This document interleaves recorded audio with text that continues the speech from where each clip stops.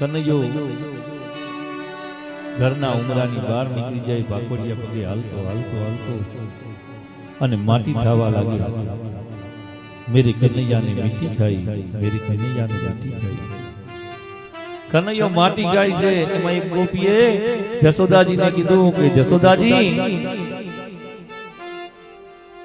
આ કનૈયો તમારો માટી ખાય છે। અને એ માટી ખાતા ખાતા આમથી જશોદાજી આવે છે, કનૈયાએ માટી મૂકી દીધી, પણ મોઢામાં થોડીક માટી રહી ગઈ હતી।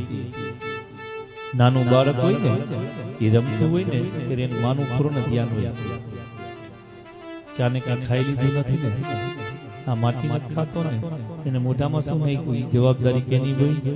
માં તત્વની જવાબદારી છે। તરત જ જેવી માટી ખાધી, આ બાજુથી જશોદાજી આવ્યા। તારા મોઢામાં શું છે? તો કે કાંઈ નથી, કાંઈ નથી, આમ કેવા લઈ ગયો। અને ત્યારે કનૈયાને કે મોઢું ખોલ, તો કે ના માં કાંઈ નથી। અને ત્યારે કનૈયાએ જેવું મોઢું ખોલ્યું ને,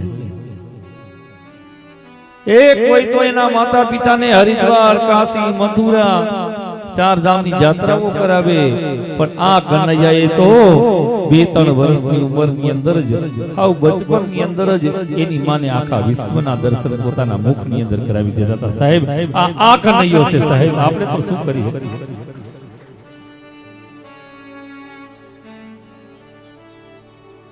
એક નાની ઉંમરની અંદર આખા બ્રહ્માંડના દર્શન ભગવાન કૃષ્ણના મુખની અંદર કરાવી દીધા હતા કે માં,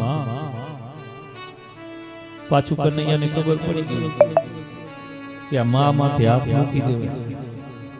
જો આ સમજી જશે કે હું ભગવાન છું, તો મને પાટલે બેહારશે, ચાંદલો કરશે, અબીલ ગલાલ ચડાવશે, ફૂલ ચડાવશે, મારી પૂજા કરશે, મારી આરતી કરશે।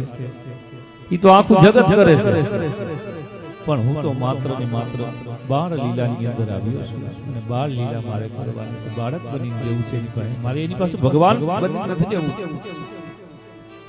તરત જ જેવો કનૈયો માં ઉપર આમ હાથ કરે, જે કઈ જોયું હતું ને એ બધું ભૂલાઈ જાય।